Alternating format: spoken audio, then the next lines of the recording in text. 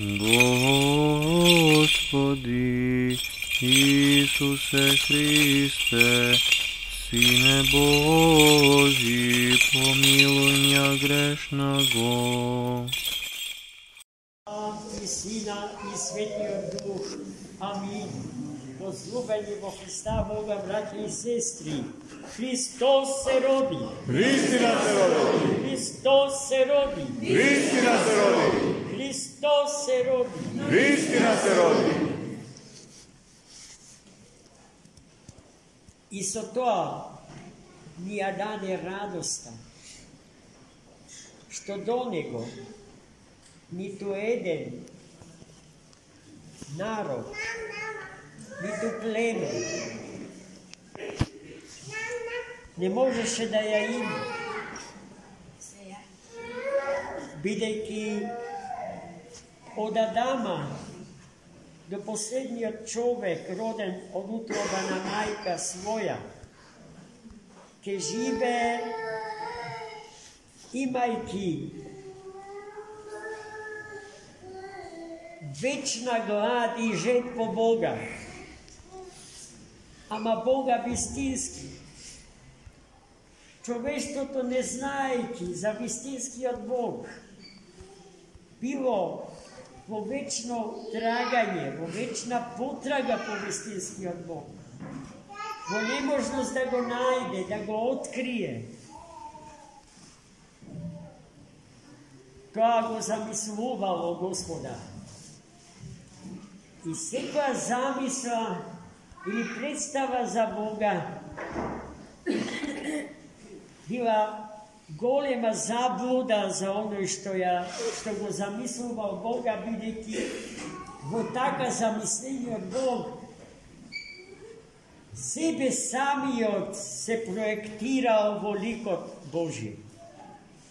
И така историски гледано настанале сите можни нивоа на религиозна свест,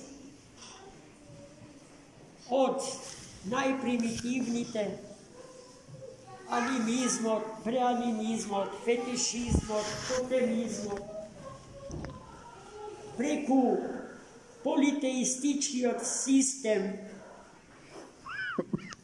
на религиозниот светоглед до монотеистичкиот. Предходниот систем е исто така многу разгранет и историски, често пројавуван во зависност од тоа која и колкава сила владеела со светот. Грците имале своја теогонија, свој родослов на богови. Римјаните имале свој. Ние словените свој. На врвот од таа скала на божества, кај политеистите стоел Богот на сите богови. И на тој начин човекот по силата на некоја интуиција насетувал дека Бог е еден и дека нема многу богови. Но кој е тој? Една од најголемите опасности на тој социолошко-религиозен пристап кон прашањето за Бога е и опасноста човекот на тој едностран пат или еднострано патување кон Бога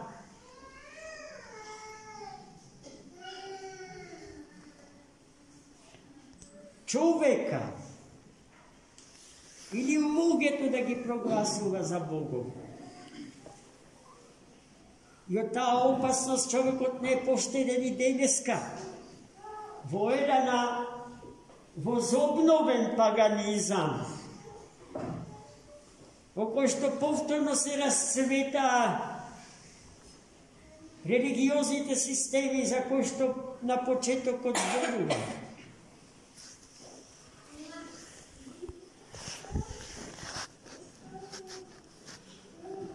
Но внимавайте, браќи и сестри.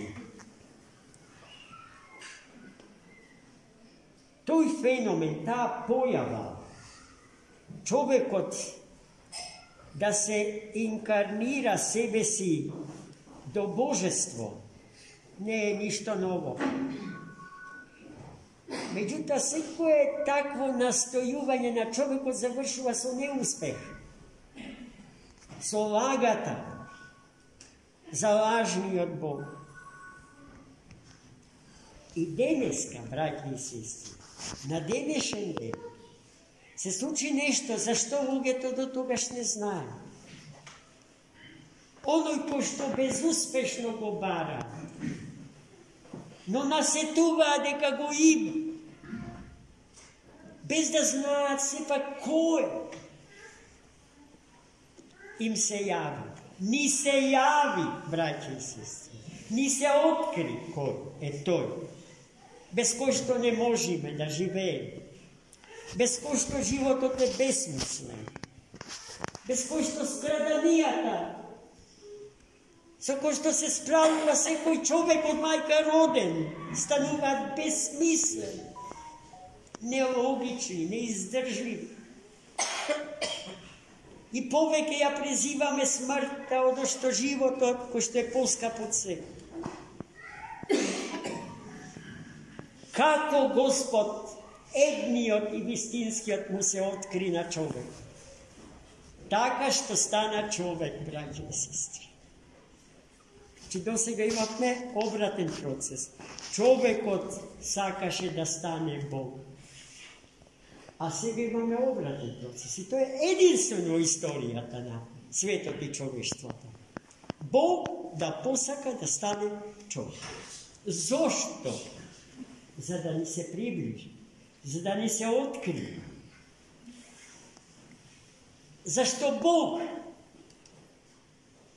знаеше дека само на тој начин целосно на Бога на човекот ќе му се открие, без да му ја загрози екзистенција, постоењето. Сетете се на разговорот што Мојсей го имаше на врвот од Синајската гора. Кој си ти, му вели Мојсей? Кажи ми како себе. Јахве, оној кој што е. Покажи ми се целиот, да те видам, зашто ќе слезам среде мојот народ и ќе треба да му кажам кој си ти. И тогаш Јахве, троедниот Бог наш, му кажа дека ако му се открие целиот според природата своја, нема да остане жив. Дали можете да замислите една снегулка која што се уште оваа зима не ни падна, да ја принесете во сонцето, во јадрото на сонцето, без да се стопи? Една сликовна представа за тоа што на умот човечки не му е можно. Но Бог, примајќи ја нашата природа и нашата природа за своја, станувајќи човек, ни овозможи нам, луѓето, реално да се обожиме, да станеме богови од Бога по благодат. Гледајте човештвото и луѓето што се оддалечуваат од Господа, од што се откажуваат, каква загуба трпат зарад гордоста што ги наваса. Затоа што идејата да станат богови без Бога е доминантна во нивните животи и умови. Тоа што е невозможно, што е апсурд, па и парадокс со самото.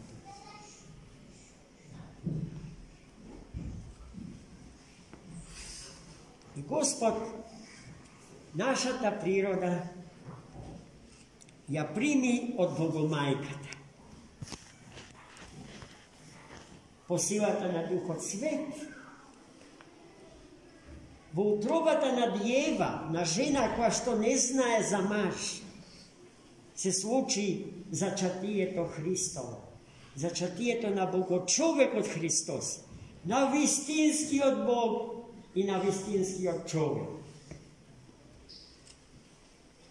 А Богородица мајка остана дева и откако зачна и откако роди. Присно дјева, вечна дјева. Раѓањето на Христа се случи идентично со неговото воскресение. Да се подсетиме како Христос го напушти гробот после 3 дена предстој во него.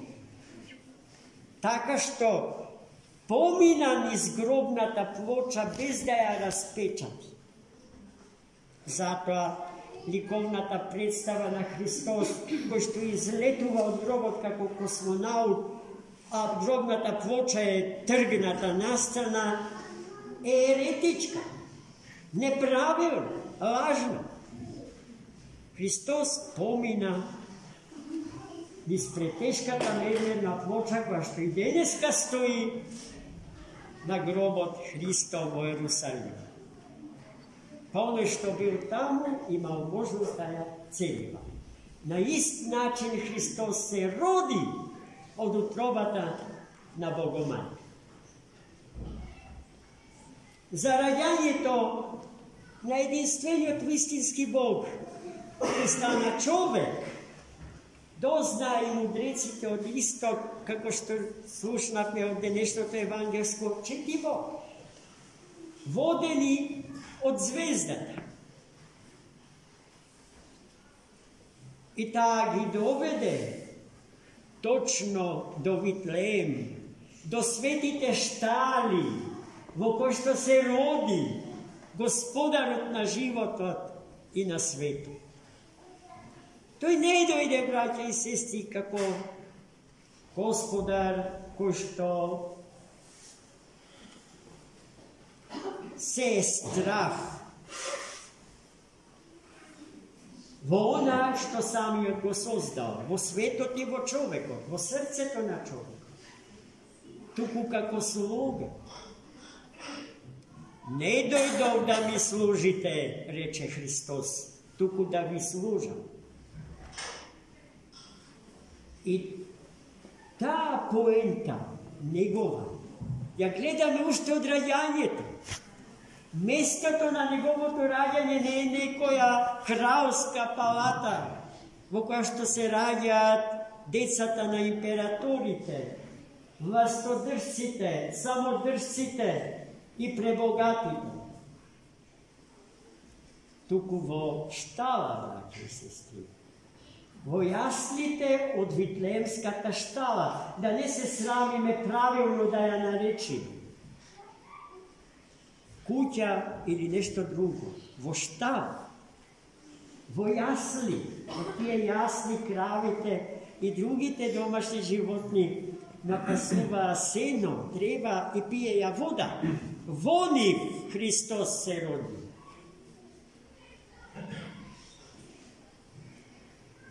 И сето тоа се случи за да не спаси Господ од стравот што го сеат силни, за да ни каже и да ни докаже дека тој е наш сотелесник. Тој е наш брат, браќа и сестри. Ние сме му браќа по тело и сестри, а тој е наш брат. Тој е наш другар, браќа и сестри. Тој е наш пријател, наш спасител, животодавец, лекар, кој што ги задоволува сите наши вистински потреби, доколку смирено и кротко му пристапиме. Онака како што тој нас ни приоѓа од раѓање, па натаму, за секогаш и до секогаш. Тројцата кралеви од исток знаеки за тоа кој е тој што се родил во Витлеем. Дојдоа браќа и сестри со дарови. Тројцата му принесоа ковчежиња. Едното полно со злато, другото полно со ливан, а третото со смирн.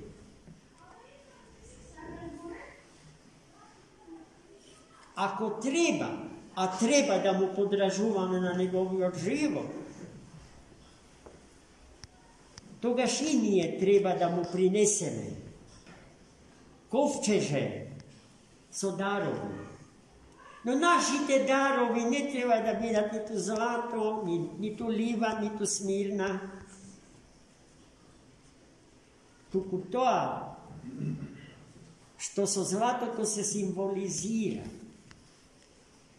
духовното злато, духовните добродетели, доблестите Господни, со кој што Господ ја дарил и во кој што Бог ја облекол природата на човекот во денот кога го создал.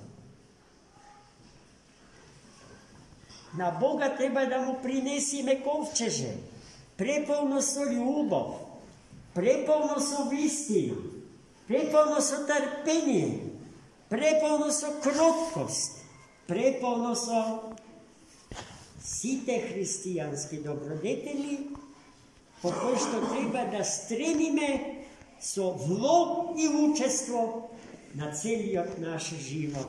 Амин. Христос се роди, браќа.